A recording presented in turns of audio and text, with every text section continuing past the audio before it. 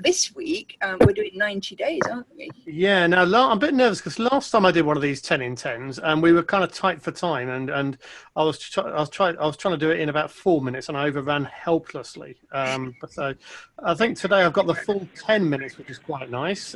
So we hopefully I shall do better today and stick to time a bit better. Like your good self, over the last couple of weeks, I was rummaging through old bookshelves, and I came across this book. What camera are we on? Oh, not that one. That one. There we go. This book here called The First 90 Days, and the elevator pitch. I think the elevator pitch when it first came out was the president of the United States has 100 days. You have 90. Which is quite a nice strapline, you've got to admit. And it comes from this idea in the US where when an incoming president's there, he has 100 days to do that kind of transition period. But this was all about critical success strategies for new leaders, whether you've been promoted in or whether you're coming into an organization. And it's basically sort of saying, look, you've got that kind of 90 days to make an impact on your organization. Things will be forgiven in that period, but you need to get everything sorted out in that time. And if you don't get it sorted out by then, you're kind of, it's much harder for you to break out of any conceptions people have of you that were built up during that time. So that was the essence. And I thought that whilst clearly we're not all about to move into leadership roles in new organizations, I thought there would be some interesting bits in there for us, whether we're contractors going back to work, whether we're people that have been furloughed and coming back in, or even whether we're people that actually haven't gone away and have still been working every day all the way through this, but are now looking at the PMO with fresh eyes and the delivery environment with fresh eyes. So I think there's a lot of sort of good ideas. So that was what I wanted to try and explore in this 10 in 10. I see from the comments that a few of you have read the book before, which is great. Becca's actually done a coaching program on it. My goodness, I didn't realize I'd have such a learned audience with me. Let's see how this goes, and you can all correct me on my interpretations afterwards. So shall we start the clock, Lindsay? Yes, yeah, the clock, yeah. Magic. Okay, right, so let's get going. So here we are, 10 in 10 from me. The book is nicely split into chapters. It's an easy read. Each chapter covers one of the key aspects that we've got, which is quite nice. The number one thing in the book was promote yourself. This doesn't mean start advertising, billboards, get yourself all over YouTube and Insta. This is about promoting yourselves in terms of into that leadership role. So again, whilst this is talking about leaders in organizations, it's assuming that you're either being promoted internally in the organization to a management role, or you're coming into a more senior role in the organization. Now, whilst the book comes at it from that angle, I think it's just as valid for us now in our sort of return to new normal, as it were, because what it actually talks about, if you ignore the promote bit of it, it talks about making a mental or mindset shift. And I think that's probably valid for us, whether you're moving into a new role or whether you're actually just thinking about how you want to perform in your existing role a bit differently. So there's a few key questions that it covers here. What's different? So if you are about to go back to work, if you've been furloughed, or if you're moving into a company or whatever, if you just want to reposition your PMO or your role in it as part of a new normal, ask yourself what is different and try and get into that mindset before you go in. Now, maybe you've got a few days before you go back to work, in which case you've got time to do that thinking. But even if you're in every day, maybe that's something you could think about on the train in the morning. Get yourself into the mindset of the role you want to be doing and the PMO you want to be part of. Get yourself in that zone and understand it. The other part there is around assessing your vulnerabilities. Be open with yourself. What are your strengths? What are your weaknesses? And essentially, sorry, Lindsay, and strengths as well. It does tend to focus on vulnerabilities in this one, but strengths as well. Best thing I'd say for that is take a look at SWOT analysis. If you go onto Hot PMO, there's a bit in there about SWOT analysis if you look in the management models bit, but there's loads of stuff around doing personal SWOT analyses, assessing your own strengths, your own weaknesses, understand what those are, and then look at what you can do to double down on your strengths and use them to your advantage, and look at what you can do to minimize the impact of your vulnerabilities. Accelerating your learning. So this is about defining your learning agenda. That doesn't mean you have to rush straight off to PMOlearning.co.uk from Lindsay's site and sign up for a whole lot of training courses. This is about the learning that you want to do to achieve that normal in your organization. So you'll be learning, yes, there's the training courses, but also people you want to learn from in your organization. If you've been off and you're going back, or if you want to make a step change within your team, who do you need to speak to?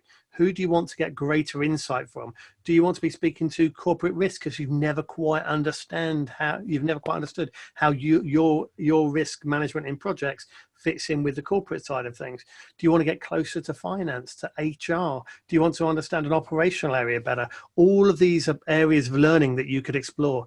Understand who you want to speak to and understand who those people are, who would be the sources of learning, and then create yourself a learning plan for this week, next week, a month out, those things, and then commit to doing that yourself as you go. So what you're doing is building up a broader understanding of the things and the people that can help you go forwards.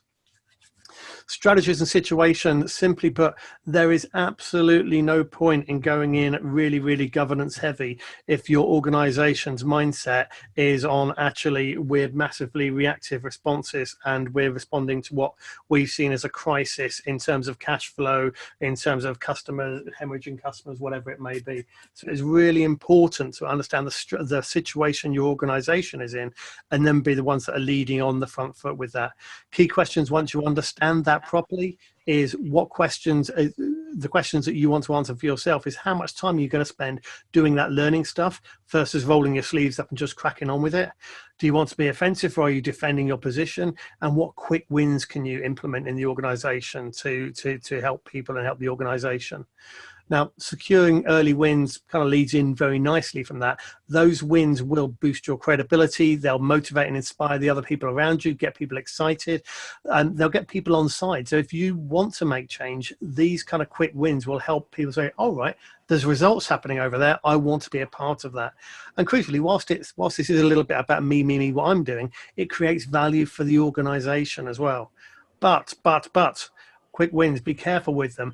You must read the business situation and culture. There's no point in going in and saying, right, as a quick win, I'm going to implement risk logs and decision logs and RAID everywhere if actually the organization is not one that really likes a lot of spreadsheets and they are very agile and adverse to documentation. So read the room and recognize what your manager wants, because it's your manager and your key stakeholders are the people that you're kind of trying to win over with these early wins.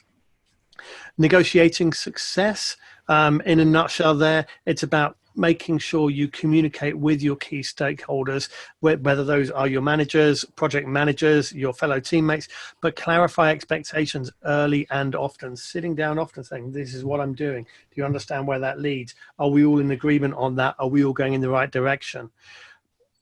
That's probably the most important thing that I took away from that chapter, and the key one at the end there as well, no surprises. This responsibility for making relationships work is kind of a key one. It's very easy, and I've done it as well, where I moan about this person who never seems to engage with me. Maybe use that time to reset some of those relationships and think about what you can do to make those relationships work better, rather than automatically putting the blame on others for it as well. Achieving alignment. Is your strategy sound? If you're a manager, it could be the strategy for your team. If it's you, it could be the strategy for how you want to work with the rest of the organization. Maybe you want to look at your the skills of the people around you. Have your project managers got the right skill set? Have the analysts you work with got the right skill set? And what does that mean and what can you do about it? Now, this idea of building a highly performant team is, again, the book's very much aimed at leaders, but do have a think and have a look at the PMO team and the project managers you work with and think about them through the lens of these areas.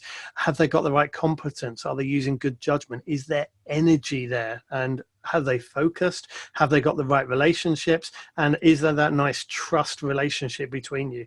If any of those things aren't there, it doesn't matter if you're a manager or an analyst or somebody really junior in a team.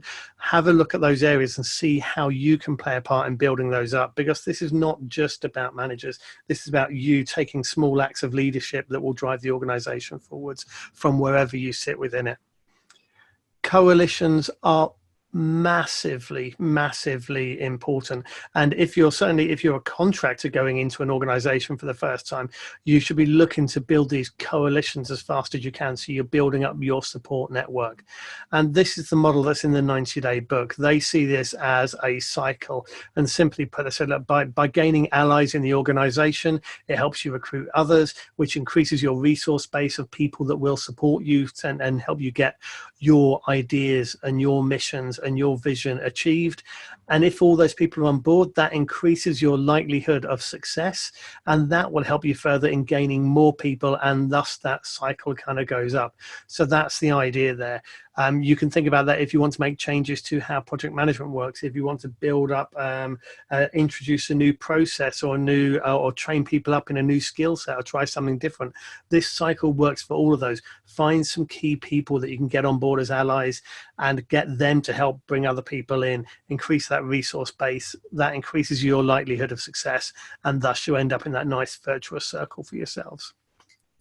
All of that sounds great, but it is important to support yourself throughout this. If you've had, I mean, I'm terrible. My wife laughed at me when I had a few weeks out last year, and I was looking online and I found some stuff about doing a DBA, a doctorate in business administration, the kind of doctor level of an MBA. And I was looking at it going, oh, do you know what? That sounds really exciting. I could really get into that. And she looked at me and said, are you saying that just because you've had a couple of weeks off when you're getting itchy fingers now? And is this really something you can do? And she was right. It probably was too much. And I'm quite glad that I listened to her advice on that one, because that kind of is about this regular self-assessmentness. That burnout in particular is the very last one there. If you try and go in all guns blazing and do too much at once, you do run the risk of burnout, and you do need to keep yourself in check, have the right regulation systems in place for yourself, use your friends and colleagues and that kind of coalition you built up to support you. So all of those good support systems you've got in place, and take time to reflect on how you're doing. Do your own sort of personal retrospectives. What is going well, and remind yourself of what your goals were, what the mission was that you were trying to achieve, and how you can take that forward, but in a way that keeps you resilient and allows you to do that in a sustainable, continuous way.